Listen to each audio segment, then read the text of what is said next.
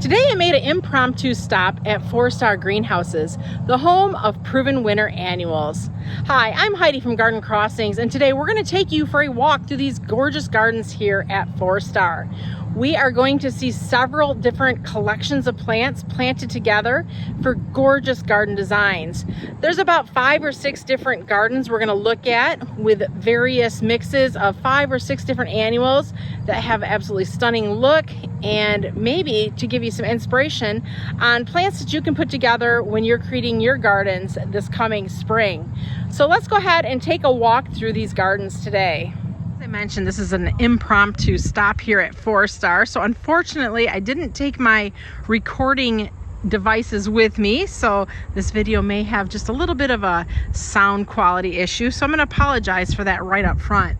But I did think that it would be fun for you to see all of the beautiful colors, the annuals. There's even some perennials and shrubs here in this garden as we're taking a walk through them today.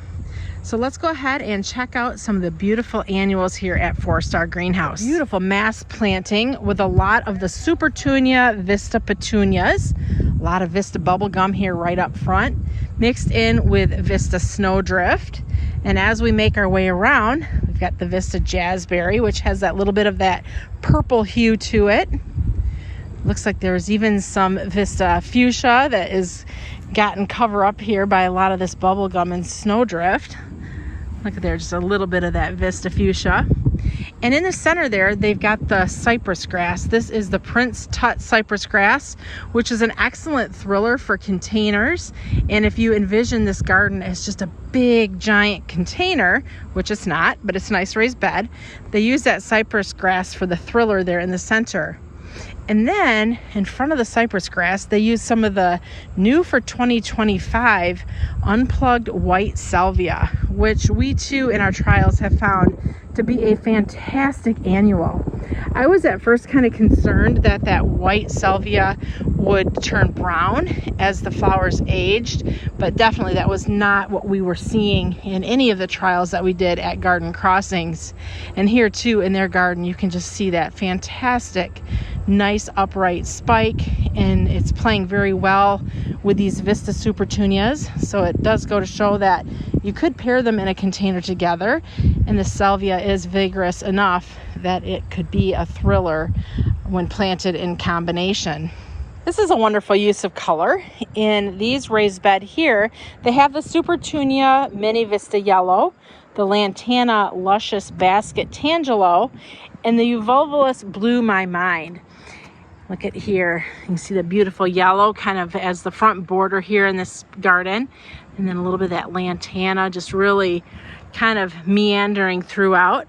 They also have a little bit of the Angelonia blue, which is really nice. It's the thriller in this garden bed.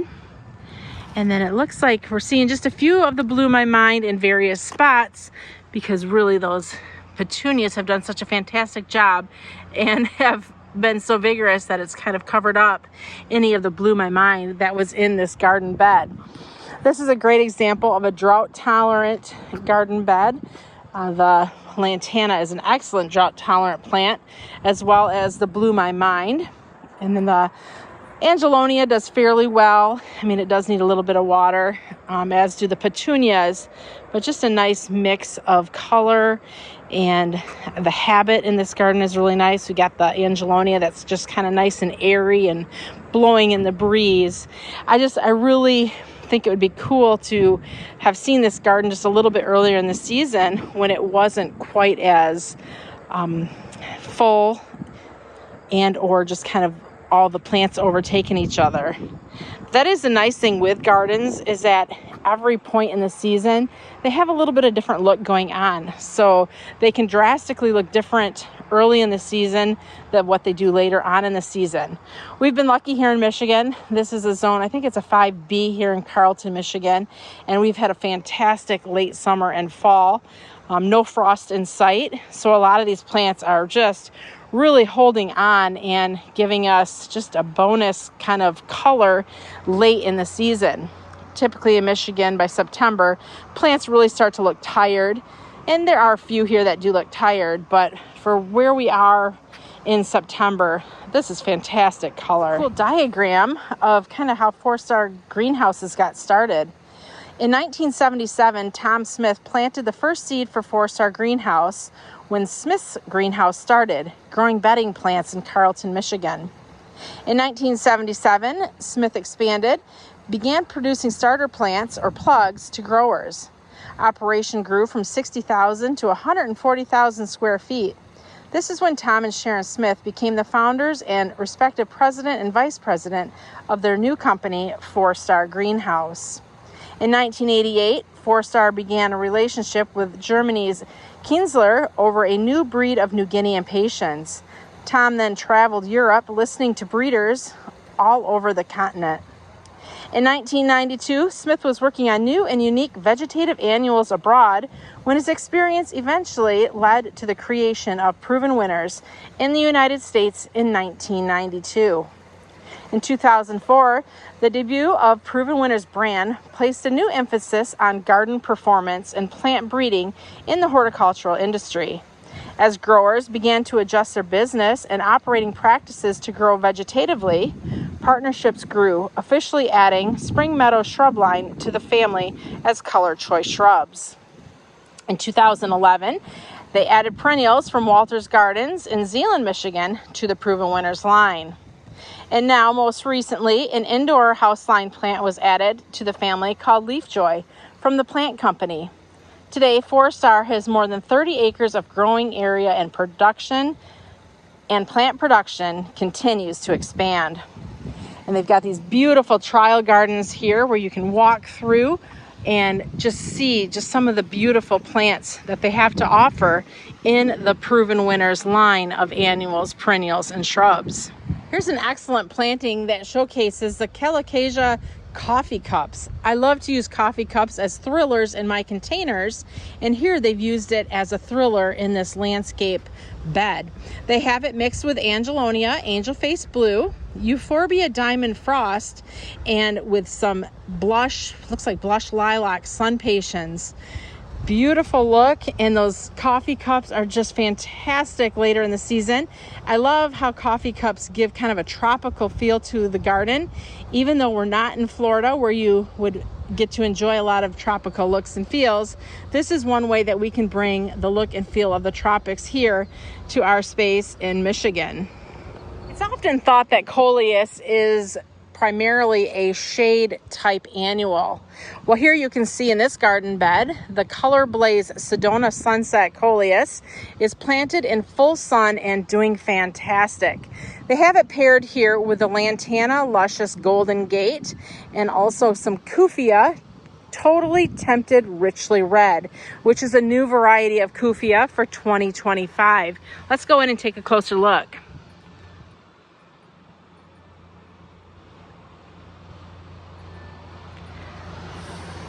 The pollinators are absolutely adoring the Kufia here in this garden space.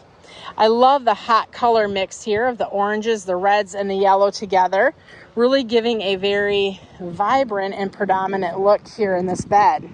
This is a look I could totally go for in our gardens.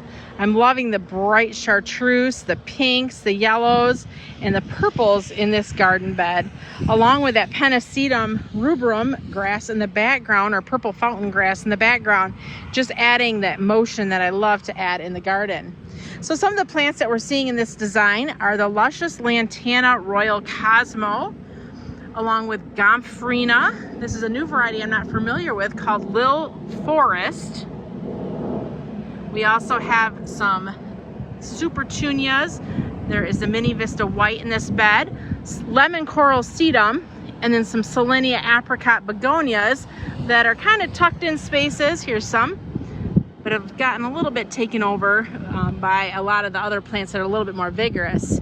Here's a snapshot of some of the plants that are in this bed. I am going to definitely have to find out how we can get our hands on this Gomphrena Lil Forest plum, because that is gorgeous and I'm loving it, especially paired with the Lantana Luscious Royal Cosmo. I think that is such a beautiful look in this garden. And then of course that fountain grass in the background adding the motion. is just what I love when we do garden designs. And of course that lemon coral sedum too is something we use a lot in our beds at Garden Crossings, because it creates a nice border and a nice kind of framed in look to the different garden beds that we choose to use it in. I saw some hummingbirds as I was walking past this garden space. So if you're looking to attract hummingbirds to the garden, this lantana is definitely the plant that they are most going after that I'm seeing here today. This bed has a unique mix of colors and textures in it as well. And it's got the new Kufia Totally Tempted frosted violets in it. This is being planted in a full sun location. There's also the pennisedum, purple fountain grass, blowing in the breeze, verbena peachy keen, which is the nice peach colored verbena, along with the Mojave mango portulaca, which is kind of getting a little bit covered at this time in the year, and then some Supertunia Vista Paradise for the beautiful petunia look. There's a lot of texture going on in this garden bed and a lot of color as well. Nice use of the color and the texture. That Kufia there in the background with the bicolor kind of purple and plum shades is looking fantastic. Basket Tangelo lantana also looking really good. There's some Bidens mixed in here. This is the Bidens Marshmallow, the white Bidens. Those two are adding just unique colors and textures to the space. I'm loving what they've done in all these gardens, just using various plants, creating beautiful patchworks of color. More grasses equals more motion.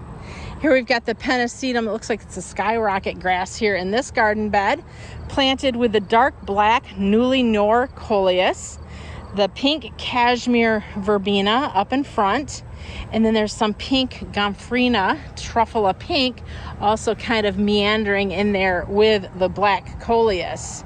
Ooh, here's a pretty one, the tiara pink Supertunias, which are new for 2025. Also some of that new unplugged white salvia, which is new for 2025. These garden beds are packed full of plants and packed full of color. So it looks like when they planted this particular bed, as with others, kind of did a repeating pattern of plants that just kind of continually makes your eye walk through these gardens just to look at the next beautiful thing. I'm liking the pink and that black together, along with that silvery white of the salvia. This is just giving kind of a very soft and pleasing look to this garden. The iconic bridge here at 4-Star Greenhouse is looking fantastic. Those giant window boxes, the 3 of them there, are looking so vibrant and pretty. So those are on drip irrigation, so they are getting watered. I believe probably once a day they've got their drippers going off, keeping them looking just fantastic. The entrance of the bridge is flanked with the 2 new Supertunias for 2025. The gorgeous pink is the Supertunia Tiara Pink. Look at that beautiful mass of color. On the other side of the stairs is the Tiara Blue, another just gorgeous mass of beautiful bicolor blooms. So one thing to say about Supertunias, when a lot of people think of petunias, they have a negative thought in their head because they're envisioning their grandmas, their parents out there having to pick their petunias to keep them looking good all year round.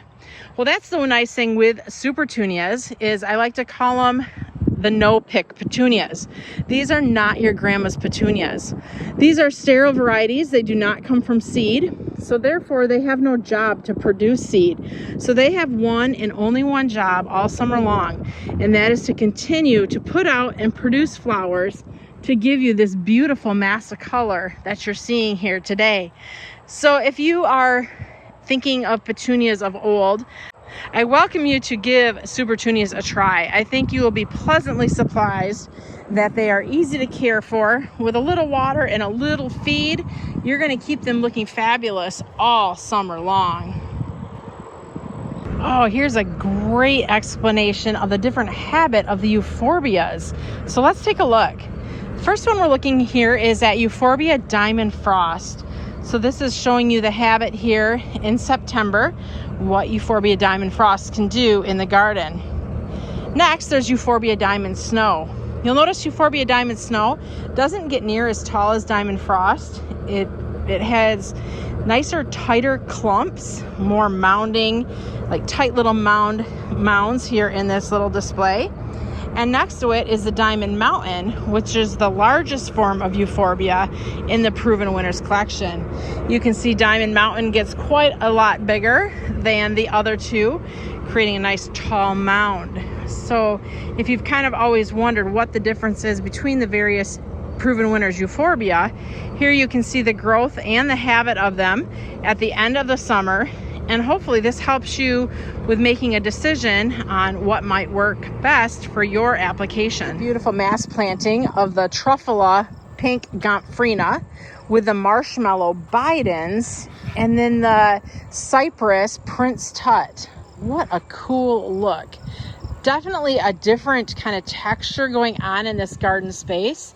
And mass planted, there's butterflies all over this Gomphrena, which is why we like to use it in our gardens, is to attract those butterflies to the garden. But such a beautiful look here in this space.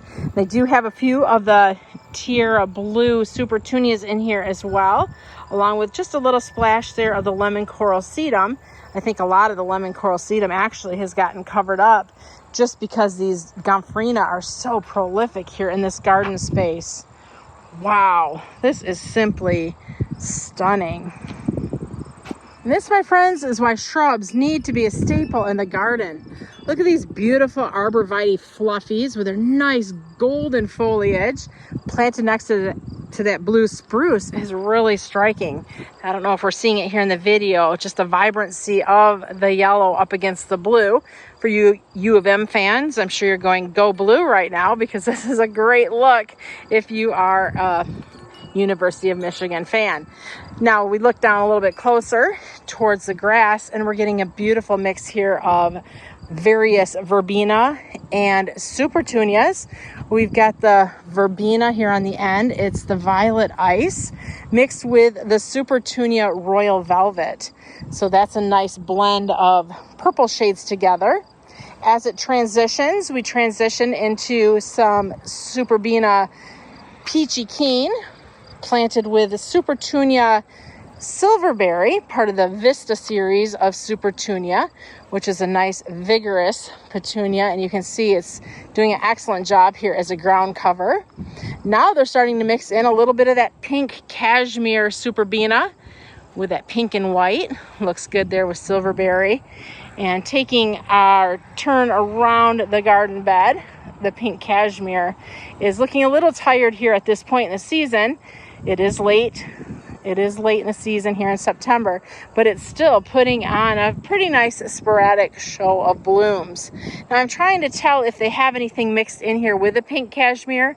It's a little hard to tell. I'm pretty certain though that this was a mass planting of just the pink cashmere.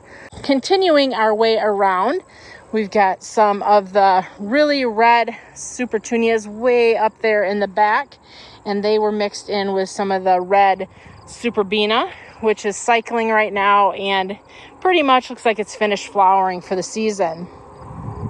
A little bit of weeds in this area, but there is the Supertunia Mini Vista Indigo, which is the beautiful purple we're seeing, along with some Superbena Storm, I think it's Stormburst, which is purple and white.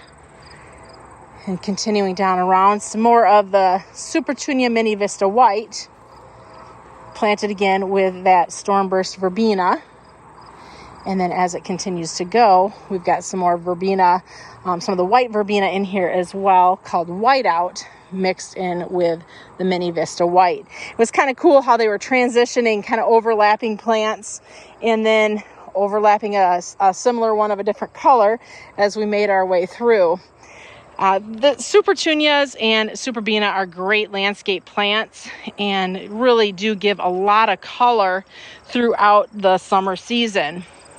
Now we do see that end of season like we're having here, they are definitely kind of petering out and not flowering a whole ton anymore. But during the heat of the summer, when gardens were in their prime, this was just a beautiful mass of color. I think that's the thing I like about the Proven Winners annuals is they do a fantastic job. They'll take you from early season to late season and give it their all, give it their best. When the seasons start to change, the flowers are going to start to fizzle and fade a little bit, but they're going to. It's because the seasons are changing, and that's just what happens with plants. When seasons change, the plants kind of change as well. Here's some beautiful Suncredible yellow sunflower planted with the giant pink Supertunias.